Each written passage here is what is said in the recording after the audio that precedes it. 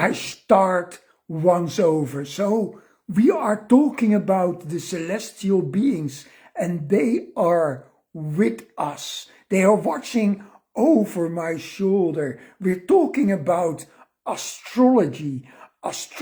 Wait, not just astrology. We're talking about astronomy. We're talking about ancient astrology, ancient astronomy, and ancient mythology. We are talking about the people in the ancient Mesopotamia, how they watched the skies.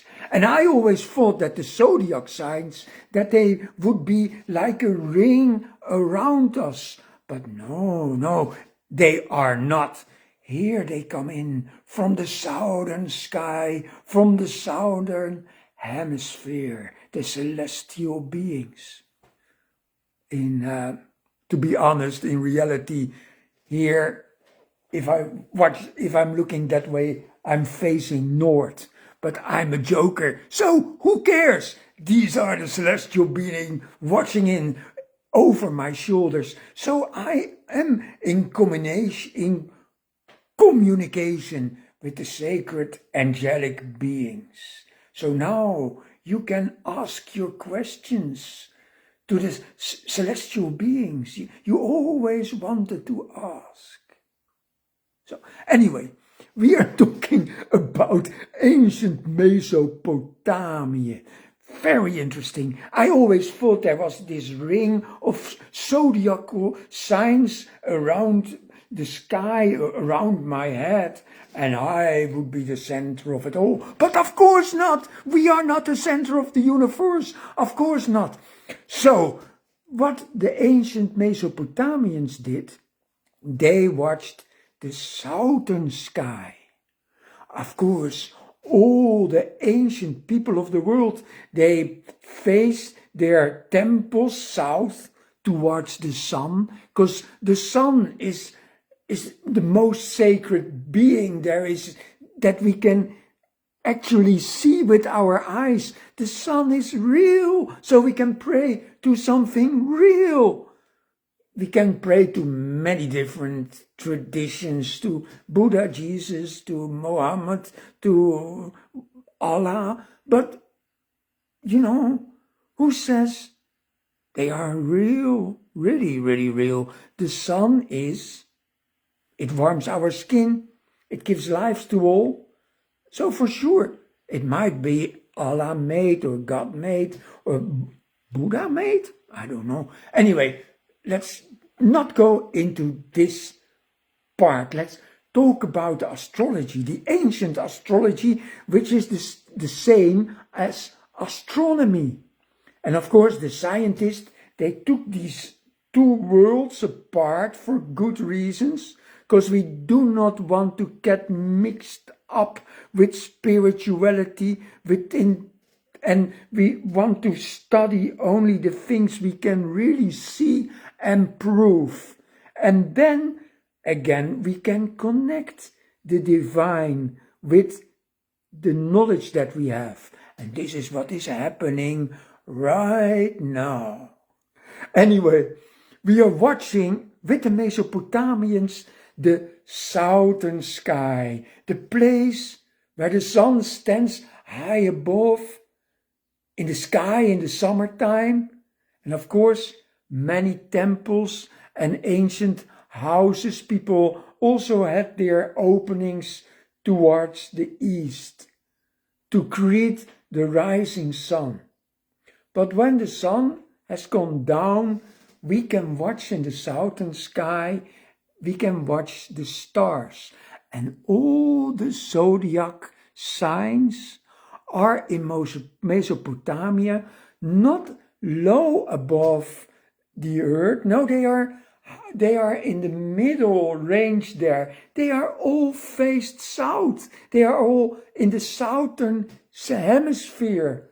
So they are not watching us. They are watching the harmony between the sky, the heavens, and the earth. That is what they were studying, so they could predict things that would happen, like moon and solar eclipse. They were very clever to predict those. So anyway, I'm just fascinated by this subject. I'm now just received this little book, and maybe you see it backwards. It's a constellation myths, and it goes back to the old Greek and Roman astrologers and the myths that are connected with the zodiac signs. And that's what I'm doing right now. Through the year, we travel through the zodiacal signs, and then when it's your birthday and you happen to be a Facebook friend of mine, then I will send you a special myth connected by your zodiacal sign. And I am studying this, so it's very interesting how this all happened, how this all came to be and how it's connected and how all those astrological signs are there and how they connect and whatever, So, of course, it's way too much to study in one lifetime, but there's a lot we can do, and there's a lot of things that are just fascinating. So I hope you enjoyed this, and you can always follow the podcast on Spotify. The podcast is called The Mythic Self, or Het Mythische Zelf. En dat heeft natuurlijk een dubbele betekenis. Van het is een klein beetje, zit een klein beetje zelfspot in. Tegelijkertijd, ik heb het met de hoofdletters geschreven. Oh, I'm talking Dutch now. I was talking English. So it's written with capital letters, with like a mythical self. So it's also going about the divine self, the higher self in that way, and it's a little bit done with the wink, I'm a little bit joking around with myself, the mythic self. At the same time, everything that we experience. So when we go into the depth of ourself, we need to study the myths. The myths, of course, it's our roots. These are our roots far away, especially the Mesopotamian and the Babylonian myths, and probably for sure the Germanic myths, the Edda stories, and also the Greek myths and the Roman myths. But we have to be careful there, because the Greek, they started to change the myth. When the men population, the male came into power and they wanted to justify their wars. Of course, there's no justification for war. Maybe to protect yourself, but never to attack. And that's a huge mistake we are still living in today. But the old Greek people, they started to justify that. So they changed the myths. So the gods were also very warlike, like Odin. Germanic myths, it's a little bit, well, there slowly happened the same thing. But I was talking about the Greek myths. So I'm talking about Jupiter, Zeus, Greek name. So Zeus was already very much warlike, and also the men, they took the power to them, and the women start losing their power over life and over the order, over the harmony. So they're talking about the harmony, the Greek myths. They're talking about the harmony, and they're talking about chaos. And a little later, Zarathustra came and he said, chaos is bad, it's evil, and then there is good, harmony is good. And this is reproduced by many systems, like in Buddhism. Maybe it was already existing in Buddhism, but many spiritual systems, they adopted this idea of good against evil. And this is just a total misconcept. It's total stupidity. I'm really getting angry about this because there's a lot of things happening today. A lot of people believing in Christianity and in the Muslim world, but also in the Buddhist world, and also whatever, where you go, there's like chaos is bad, and harmony is good. And even what they say, masters that are enlightened, they are repeating the same message.